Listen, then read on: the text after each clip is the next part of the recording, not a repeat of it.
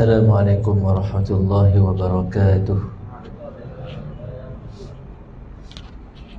Bismillahirrahmanirrahim. Alhamdulillahi rabbil alamin. Wassalatu wassalamu ala ashrafil anbiya'i wal mursalin wa ala alihi wa sahbihi ajma'in.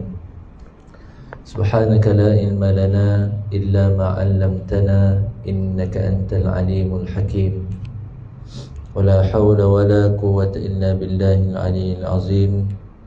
رب اشرح لي صدري ويسر لي أمري واحلل عقدة من لساني يفقه قولي رب يسر ولا تعسر يا كريم. أما بعد. Yang dimuliakan Tuan Imam dan Bilal serta para pegawai masjid, seterusnya Musi serta ahli Tuan Kasar Masjid As-Siddiqin, tuan-tuan, perempuan, muslimin muslimat yang dirahmati Allah sekalian. InsyaAllah pada pagi ini tuan duduk sebentar dalam kuliah subuh setelah kita melaksanakan solat. Mudah-mudahan Allah SWT beri kekuatan kepada kita untuk terus memakmurkan rumahnya ini. Setelah sekian lama kita tidak dapat berada di dalam majlis ilmu antaranya. Ini tuan-tuan sekalian, insyaAllah pagi ini saya akan sambung kajian yang tertangguh, sambungan daripada kuliah bulan 3 yang dulu, lebih kurang 7 bulan lah. Jadi sebelum ini saya telah kongsikan dengan tuan-tuan pada kitab Asy-Syamil fi Khulasati Syama'il Rasulullah SAW tentang kepribadian, kesempurnaan Rasulullah SAW. Pada pagi ini, pada bab yang kedua, bab pada menyatakan tentang khatamun nubuwah. Dia kata pengarang kitab ini Tuan Fadil Ustaz Muhammad Nazrul, pada baris yang ke-16. Bismillahirrahmanirrahim. Tanda kenabian Nabi yang mulia ada terdapat di belakang badannya, lembut jika disentuh pada tempatnya, punya bulu halus di sekelilingnya. Di tanda kenabian ini disebut khatamun nubuwah, ada di belakang badan Rasulullah SAW. Pada Sayyidina Jabir bin Samurrah, kata beliau, ra'aitul khatam baina katifai Rasulullah SAW ghuddatan hamra mithla baydatil hamamah. Hadis nombor 17 dalam Syama'il di Tirmizi. Aku melihat tanda kenabian antara dua bahu Rasulullah SAW, ghuddatan hamra. Ini disebut di dalam Al-Misbah, iaitu Al-Misbahul Munir, Ghuddah ni adalah daging lembut, daging lembut yang jika dipegang akan bergerak. Hamra, merah lah. Daging yang lembut tadi warnanya kemerahan, dia punya warnanya. Ada riwayat yang menyebut bahawa warnanya itu sauda, hitam. Dan riwayat lain menyebut annaha khadra, kehijauan. Dan riwayat yang lain menyebut kalaun jasadih, seperti warna kulit baginda Nabi SAW. Kulit Nabi kita warnanya putih kemerahan. Merah, hitam, hijau, putih kemerahan, color ataupun warna yang berbeza tu kan, ya. Tapi semua riwayat ini tidak bercanggah, semua boleh diterima lah tuan-tuan, ya. Sebab apa? Berkemungkinan khatamun nubuwah yang ada di belakang badan Nabi SAW ini, dianya bertukar warna. Dia boleh berubah warnanya itu mengikut keadaan dan waktu. Okey. Misla baydatil hamamah, seperti telur burung merpati. Okay. Kata Imam Al-Bajuri rahimahullah, kedudukan khatamun nubuwah yang ada di belakang badan Nabi tersebut, dia bukanlah betul-betul di belakang, maknanya dia bukan betul-betul tengah tuan-tuan, ya, dia bukan center, tapi kedudukannya berada hampir ke sebelah kiri. Sebab apa? Dia berbetulan dengan jantung baginda Nabi sallallahu alaihi wasallam. Jantung kita kan sebelah kiri kan. Itu kata Imam Bajuri. Lembut jika disentuh pada tempatnya, punya bulu halus di sekelilingnya. Sayyiduna Ilba bin Ahmar Al-Yashkuri telah bertanya kepada Sayyiduna Abu Zaid Amr bin Akhtab Al-Ansari radhiyallahu anhum, apakah khatam itu? Jawab Abu Zaid, sya'aratun mujtami'atun. Hadis nombor 20, Syama'il Tirmizi. Isya'aratun mujtami'atun, iaitu bulu-bulu halus yang terkumpul, ya. Bulu-bulu halus yang terkumpul. Sebagian ulama kata, jika seseorang mempunyai tahi lalat di belakang badan, kemudian ada pula bulu-bulu halus, ya, tumbuh pula bulu-bulu di atas tahi lalat tersebut, maka dia akan mendapat banyak ujian. Orang tu akan dapat banyak ujian, serta ahli keluarganya juga akan ditimpa sesuatu yang tidak disukai kerananya, dan kematiannya disebabkan racun. Okay? Dan begitulah keadaan baginda Nabi sallallahu alaihi wasallam. Mana nak pergi seputih, ya? Di mana Nabi SAW sangat banyak dikenakan ujian. Keluarga baginda juga, iaitu Bani Hashim, juga mendapat ujian. Sebab apa? Sebab mempertahankan baginda Nabi sallallahu alaihi wasallam. Baginda juga wafat terkena racun. Ada faktor kewafatan dia kan, sebabkan racun. Ini seperti disabdakan oleh Nabi SAW, mazal aklatu khaybar tu'awiduni fahadha awanu qita'i abhari. Ya?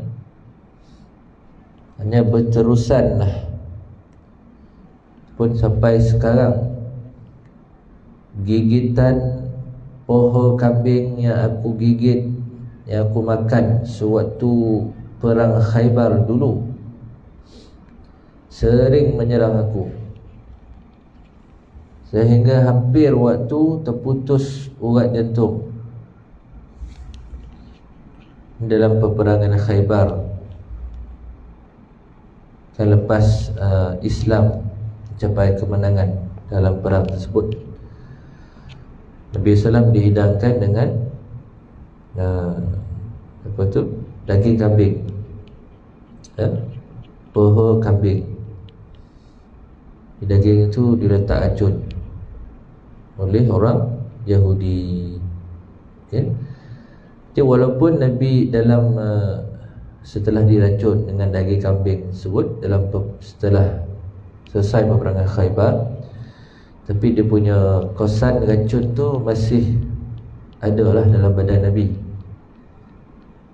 Tu ada kalanya Nabi merasakan sakit sangat, ya, macam nak putus urat jantung, rasa kan. Ini Nabi sebut.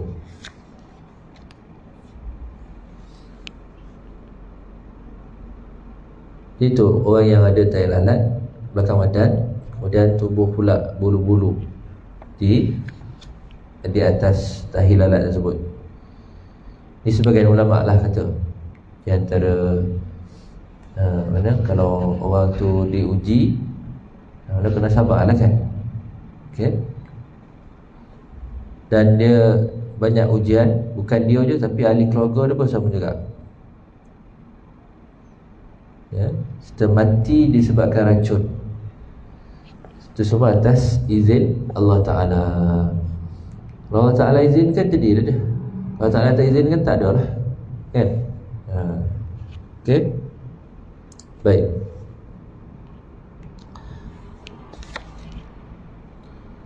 Tumbuh bulu halus di sekelilingnya.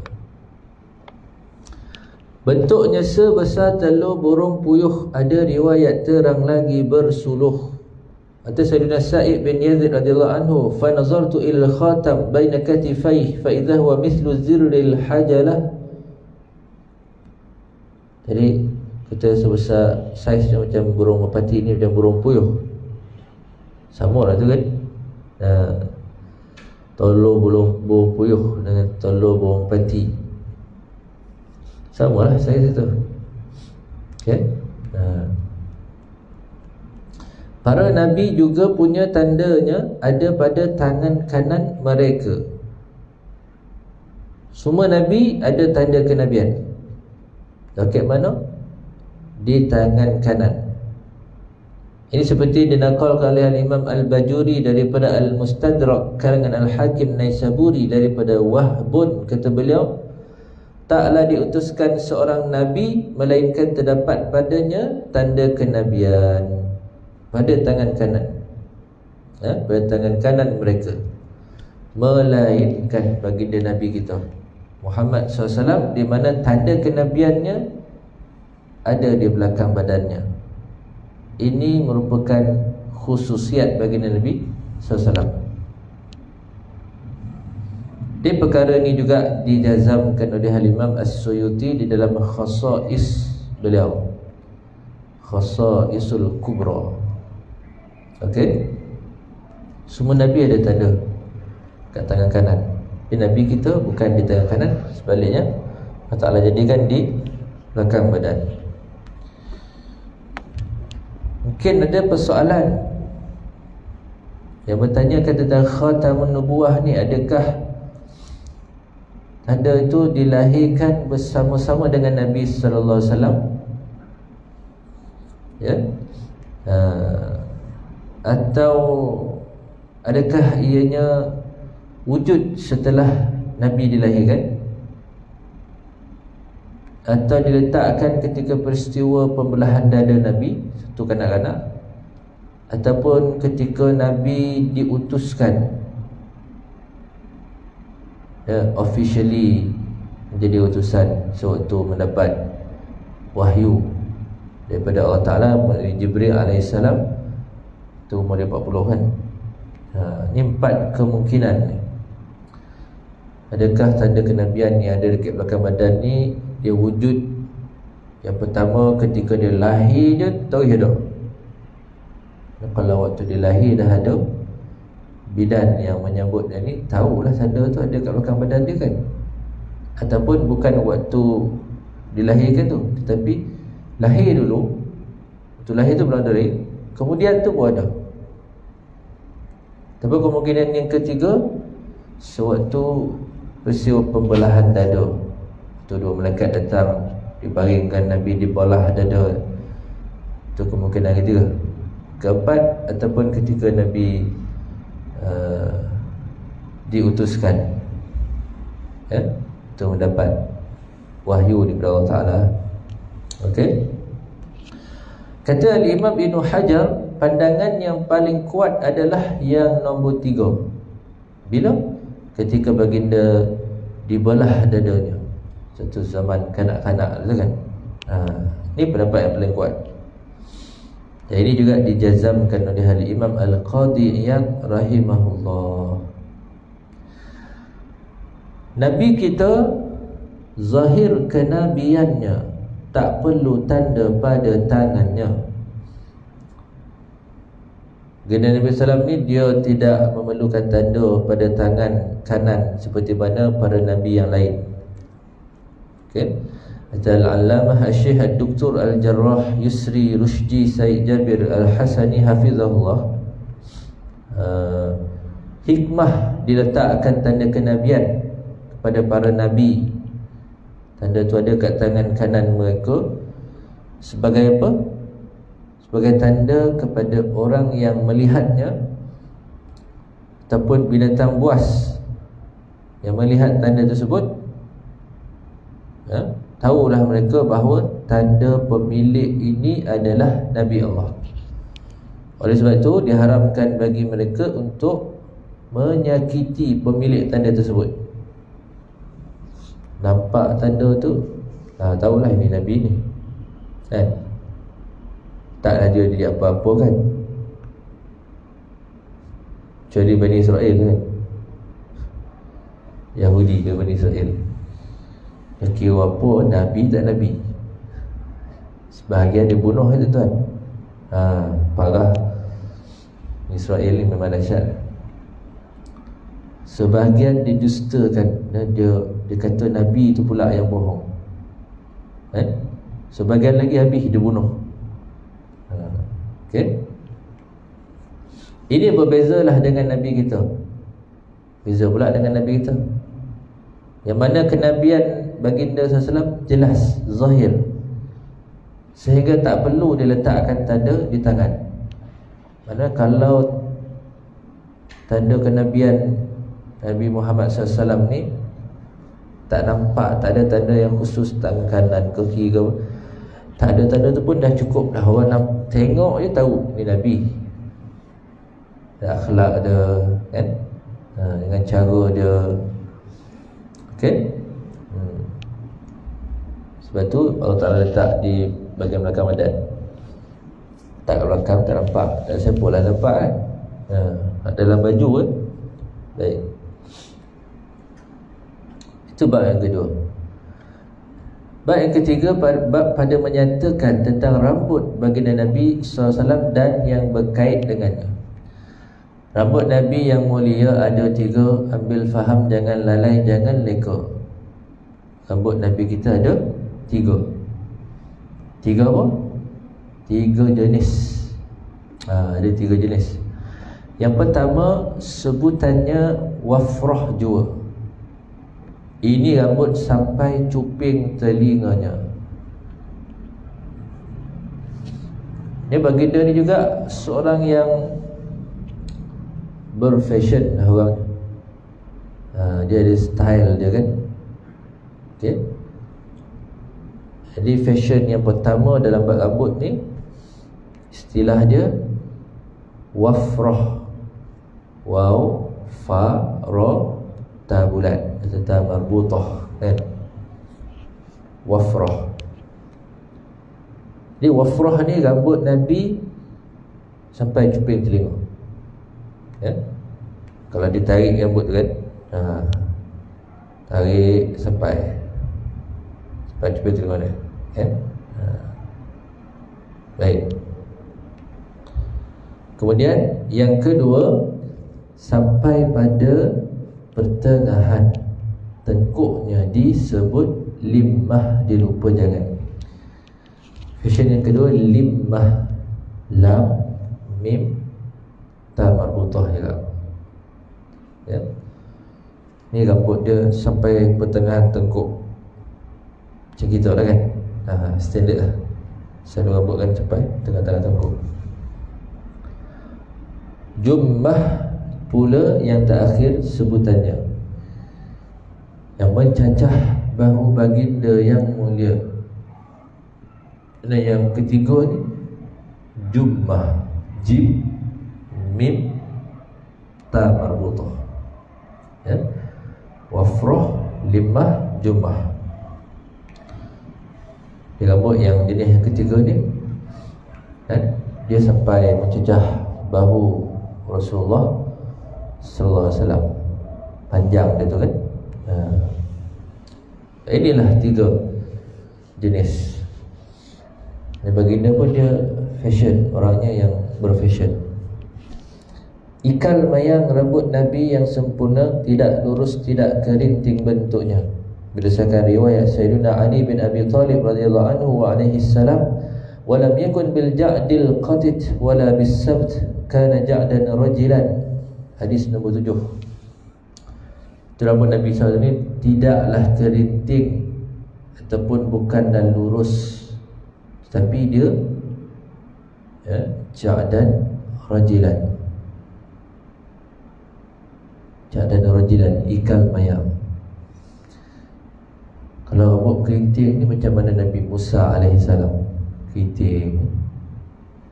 Kalau lurus pula seperti Nabi Isa alaihissalam, lurus semua. Baginda ni dia gabung dua, separuh lurus, separuh kerinting. Jadilah nama ikal mayam. Okey. Hitam pekat rambut jua janggutnya, tiada uban melainkan sedikit cuma. Rambut yang ikal mayam tu warna yang tuan-tuan hitam, ya. Baginda Nabi SAW diberikan oleh Allah Ta'ala kecantikan dan keagungan. Ini kerana sebab apa? Hitam itu tanda cantik, putih pula tanda keagungan. Seperti yang disebut oleh Syekh Yusri hafizahullah ta'ala, as-sawadu jamal wal bayadu jalal, ya? Hitam itu cantik, putih itu agung. Okey, jangan kita hina pula orang hitam kan. Tapi itulah, ramai orang yang resis kan, tengok hitam macam-macam gelaran dia bagi kan. Sedangkan itu Allah Ta'ala yang jadikan, Allah Ta'ala yang bagi, ya? Baik. Dia hitam pekat rambut dan juga janggut Nabi SAW. Tiada uban melainkan sedikit cuma, ya? Daripada Sayyidina Anas bin Malik radhiyallahu anhu, kata beliau, ma'adattu fi ra'si Rasulillah sallam wa lihyatihi illa 14 sya'ratan bayda.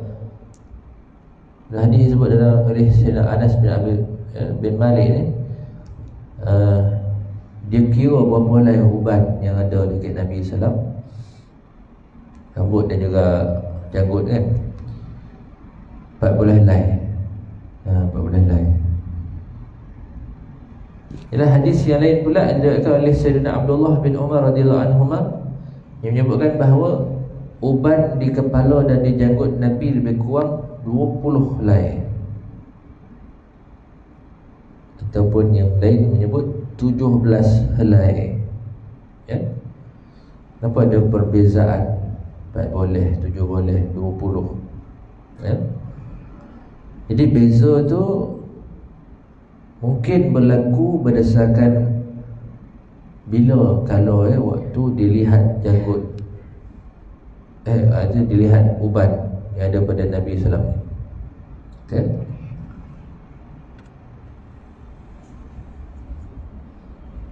Mungkin sahabat tadi Nabi Malik dia tengok dalam waktu yang lain, sisi yang lain. Abdullah bin Umar dia tengok waktu lain pula. Nabi ni bukan macam kita kan. Kita bolehlah kita tahu secara tepat kawan kita punya ubat kita kan. Meh sini kepala kau dia nak kira berapa helai ubat kau tu.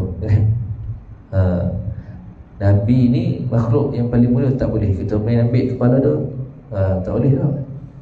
Tak ada adab. Jadi sahabat tu dia kira, dia peteng. Tengok-tengok macam tu lah, kan? Curi-curi tengok, istilah dia kan. Curi-curi tengok. Kalau dia berdiri belakang Nabi, dia ada tengok. Kalau belah sini, belah sini. Kalau berdepan pun tengok sikit-sikit, kan? Tak boleh tengok direct, tengok macam dia kan. Walaupun mereka tu sayang, dia rindu kasih dia dekat Nabi SAW. Dapat kira macam tu lah, tuan. Okay?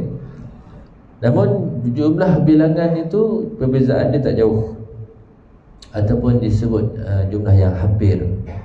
Okay? 4 boleh, 7 boleh, 20. Dia dekat-dekat lah, tuan. Ya? Beza dia tak banyak. Yang masih lagi dalam lingkungan 2 digit nombor, ya kan? Lain lah kalau Anas kata yang aku kira ada 4 belah helai. Tiba sahabat lain pula kata aku kira ada 100 lebih. Itu jauh sangat tu.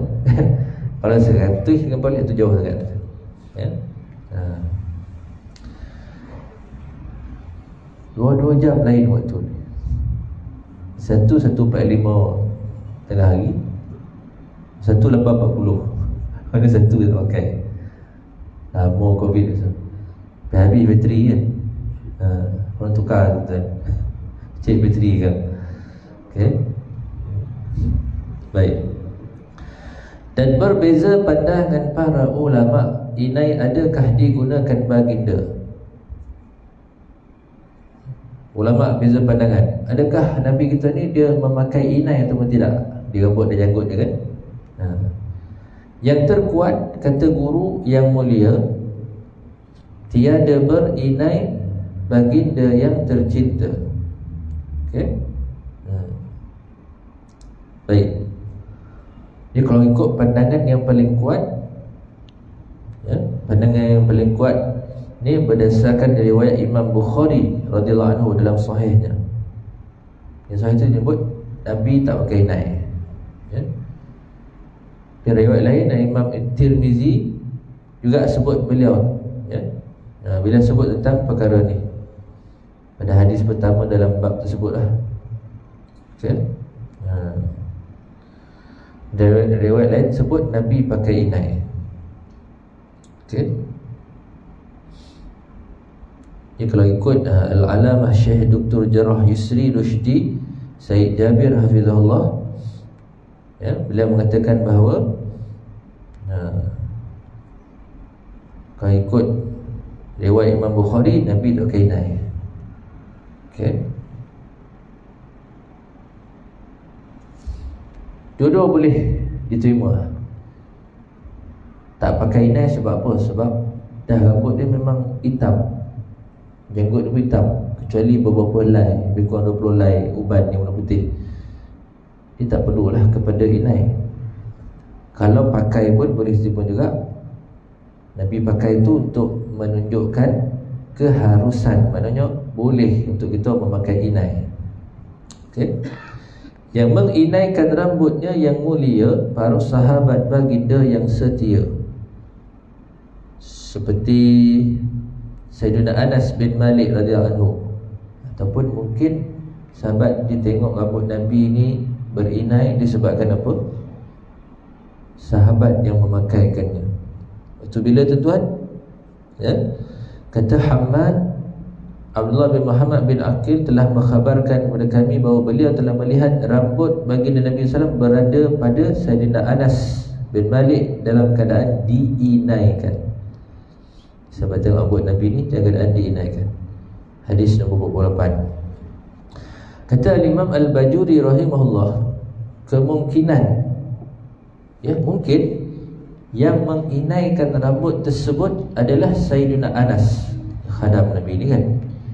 Ini dikuatkan dengan riwayat Al-Imam Ad-Daruqutni, Anna al-Mustafa sallallahu alaihi wasallam lamma mata khadaba man kana indahu syai'un min sya'rihi liyakuna abqalah.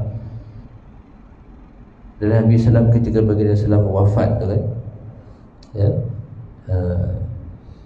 Jadi rambut Nabi itu diinaikan.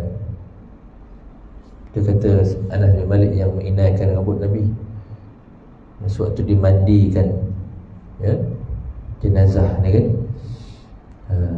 Apa tujuan sahabat menginaikan rambut baginda?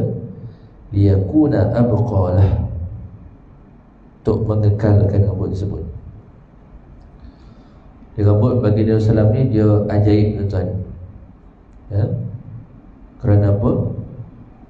Kalau kita tengok, walaupun dah ribuan tahun rambut ini berpisah daripada jasad Nabi, ya, tapi dia masih tersimpan dalam keadaan elok, tak rosak.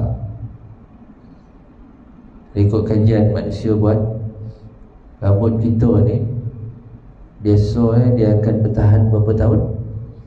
60 ke 70 tahun. Segi saintifik je lah, ya, dia boleh bertahan 60 hingga 70 tahun. Lepas tu dia pun hancur, kan? Rambut yang berpisah daripada badan kita, dan kita potong rambut tu. Bukan orang yang hidup. Kalau orang yang hidup umur 90 pun ada lagi rambut, kan? Ni kalau kita potong rambut tu, dia dah terpisah daripada badan kita. Kalau dibiarkan 60 ke 70 tahun, dia akan hancur lah. Allah alam setakat mana kebenaran fakta ni, kan? Kalau nak tahu, konolah buat kajian. Potong rambut, simpan, tunggu 60 tahun, sobek. Ada umur sobek, kan? Saya pun tengah buat tu.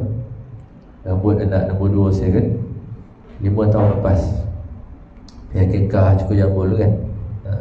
Saya ambil sikit, saya simpan, ada kat rumah. Tunggu 60 tahun lagi. Kau panjang umur, kan. Tak apa, surahkanlah dekat anak-anak cucu kita, kan, tengok kebenaran fakta tadi. Tapi Nabi SAW rambut dia walaupun dah ribuan tahun, dia masih elok keadaan itu. Okey, telah disebut di dalam Al-Matamih, sikit lagi, tuan, dan selainnya, bahawa berinai dengan warna kuning. Dia nak kata Nabi ni tak berinai itu betul, maka inai pun betul juga, ya? Dua kemungkinan tu, kan. Berinai dengan warna kuning itu perkara yang disukai.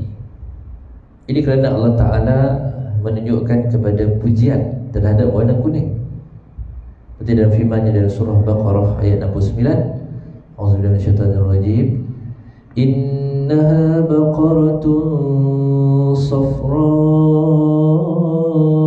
faqi'un lawnuha tasurrun nazirin. Sadaqallahul azim. Okay. Kisah apa tu? Surah Baqarah, kan, lembu betina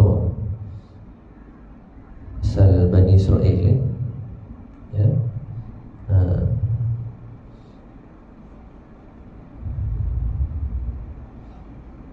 Lembu kuning, kan. Allah suruh apa? Bani Israel cari lembu betina yang warna kuning, safra, kuning, faqi'un lawnuha tasurrun nazirin. Yang warna kuning yang kalau orang tengok warnanya ni, orang jadi seronok ataupun suka melihat warna tersebut. Kan? Antara syarat taubat Bani Israel ni lah, kalau nak Allah Ta'ala terima setelah mereka berpaling daripada ajaran yang dibawa oleh Nabi Musa AS. Antara syaratnya, dia orang kena, kalau Allah Ta'ala nak terima taubat mereka, antaranya cari lembu warna kuning. Tapi Bani Israel ni, kan, banyak cekadak, bodoh mudah jadi susah. Arahan dia mudah. Nabi Musa kata, Tuhan suruh kamu cari seekor lembu betina warna kuning, tu je. Tapi punya dia menyusahkan diri tu. Macam dia tanya, kuning yang macam mana kuning torang ke, kuning gelap ke, sederhana ke? Bisa memberitahu warna sekian. Lagi apa lagi kriteria lembu tadi? Berapa umur? Muda ke, tua ke, sederhana? Beritahu sekian umur dia. Apa lagi ciri-ciri tu? Dah agak menyesal. Akhirnya menyesalkan diri sendiri, kan? Dah tambah lagi nak bona kan, ambil kau. Lembu tu tak pernah digunakan untuk membajak tanam-tanaman, tak pernah digunakan untuk mengangkut barang. Mana kita nak cari lembu yang duduk relax? Tapi last kali jumpa lah. Jumpa memang itulah satu tinggal. Itulah satu-satunya. Kalau tafsir kan, owner pemilik lembu tersebut bila dia tahu sekarang tak ada lagi orang lain yang menepati ciri-ciri tersebut, demand ada tuan. Boleh aku bagi lembu, tapi kau bagi ke aku emas sepenuh kulit lembu tersebut. Konolah kumpulkan omeh bagi dekat pemilik lembu tu, dapatlah akhirnya lembu. Tapi itu kata menyusah hati. Sebab tu kita ni kalau tak nak tanya soalan tu, jangan sampai menyeksa diri tuan. Macam perangai Yahudi Bani Israel. Kuning tu warna yang Allah puji, seperti mana dalam surah Baqarah ayat 69 tadi kan. Tuan-tuan kalau nak pakai inai, pakailah yang warna kuning. Boleh? Kalau tak buka kedai kan, pergi kat mana salon, saya pakai inai yang warna kuning. Kalau sebentar sebelum zuhur, polok-polok tu kuning lah apa dia. Kuning bukan, kena tahu kuning bukan kuning yang terang benderang tu tak. Dia kuning sunnah ni, kuning yang ke arah warna coklat-coklat. Bukan macam ni bukan macam ni. Bukan terang, perak. Ya betul, perak kan.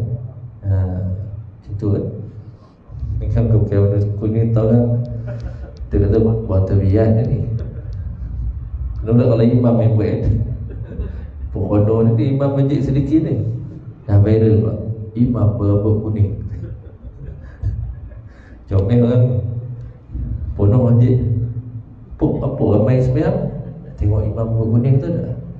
Tak sembahyang sebab nak tengok imam berambut kuning. Strategi viral kan. Macam.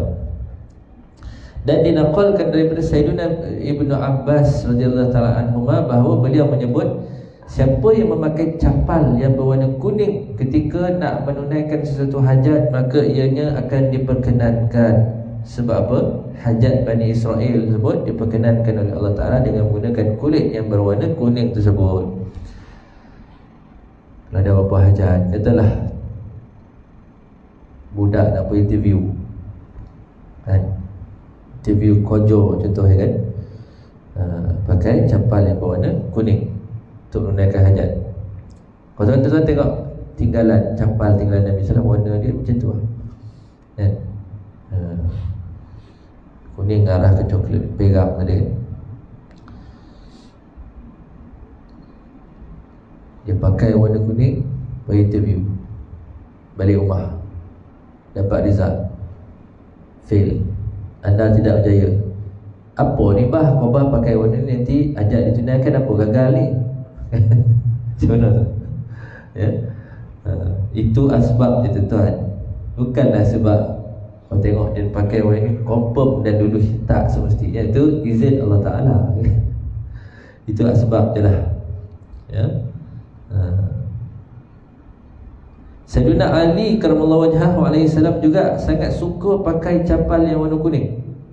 Ini kerana warna kuning warna yang menunjukkan kegembiraan. Sedap mata menengok warna tersebut. Ini seperti disebutkan di jumhur ahli tafsir, mufassirin sebut sebagai sedemikian. Sayyidina Ibn Abbas juga mengatakan bahawa warna kuning itu menenangkan jiwa serta menghilangkan kedukecitaan. Sayyidina Ibn Zubair dan Yahya Ibn Abi Kathir radhiyallahu ta'ala anhuma melarang seseorang memakai capal yang warna hitam sebab ianya mewarisi duka cita. Kat luar tu banyak warna kuning ke warna hitam? Majoriti hitam. Masuk saya. Macam mana orang buang pun macam tu. Pergi buang semua selipar. Janganlah macam tu. Dah duk pakai lah, ya. Al-Imam Ibn Hajar Al-Haythami telah menyebut dalam Al-Fatawa ataupun Al-Fatawi, telah disebut dalam khabar, ya ma'syaral ansar hammiru aw saffiru wa khalifu ahlal kitab. Dan Sayyidina Osman radhiyallahu anhu juga memakai capal yang warna kuning. Ini disebut dalam Mawahib al-Bajuri, ya. Wahai orang Ansar, merahkanlah ataupun kuningkanlah rambut ni kan. Bersalahatlah, kontralah dengan ahli kitab. Nabi sini tak suka para sahabat ni sama dengan ahli kitab. Yahudi Madinah contoh kan.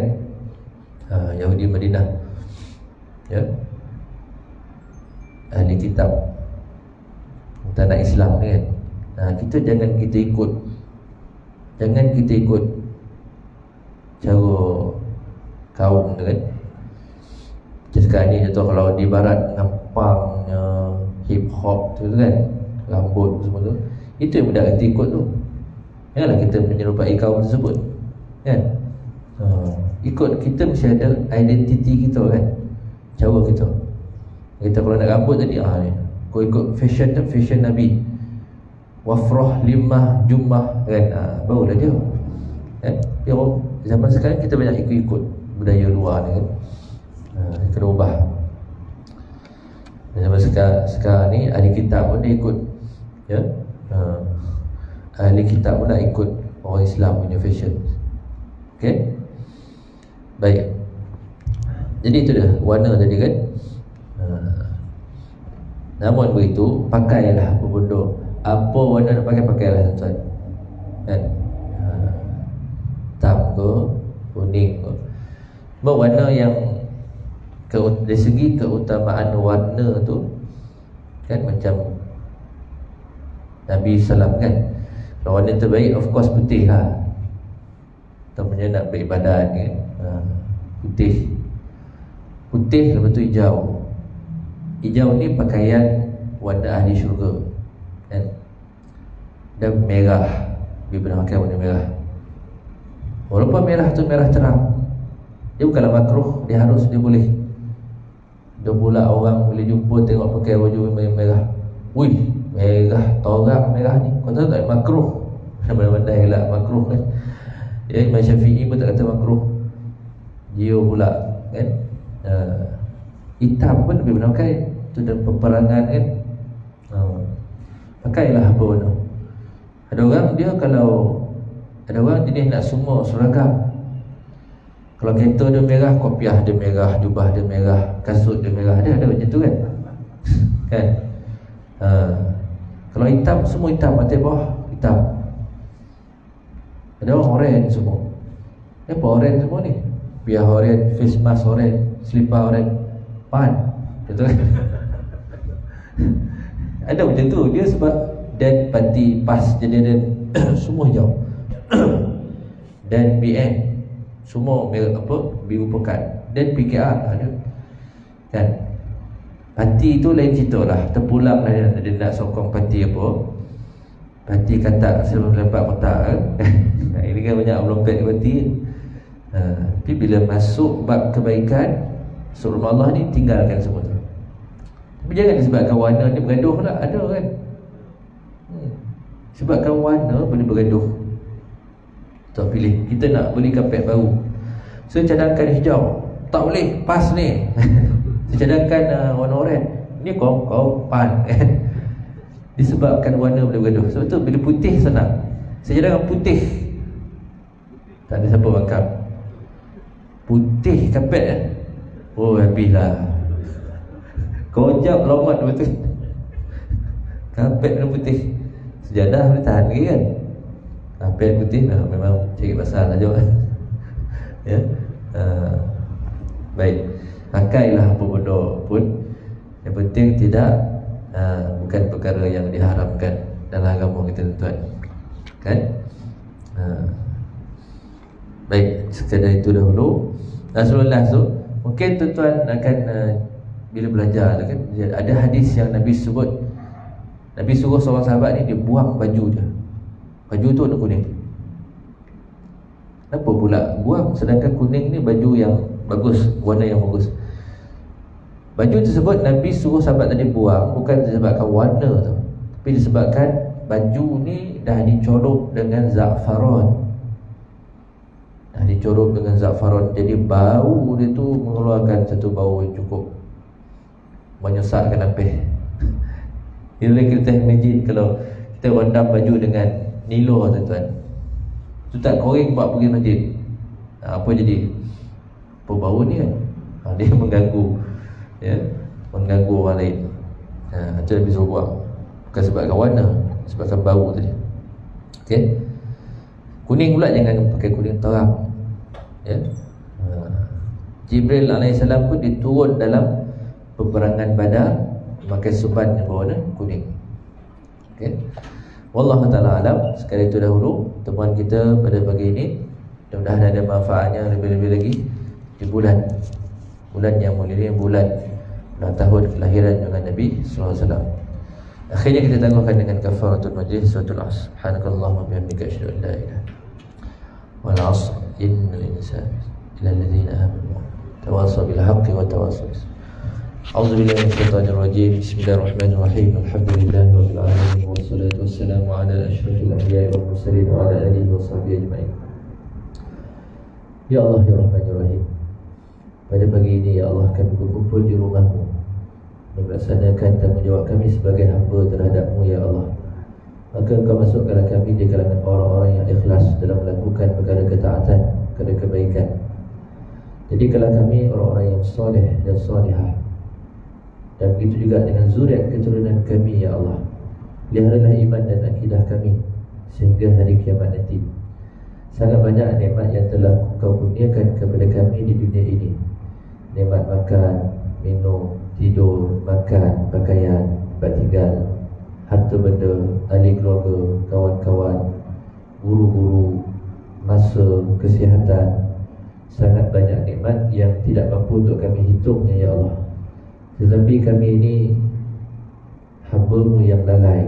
Kadang-kadang kami lalai, kadang-kadang kami leka, kadang-kadang kami lupa terhadap nikmat yang sangat banyak ini, dan kami jadi tidak bersyukur. Oleh itu, masukkanlah kami di kalangan hamba-hamba-Mu yang sedikit, di dalam kumpulan yang sedikit, iaitu amat sedikit di kalangan hamba-Mu yang bersyukur di atas nikmat ini ya Allah. Wa qalilun min ibadi yashkur.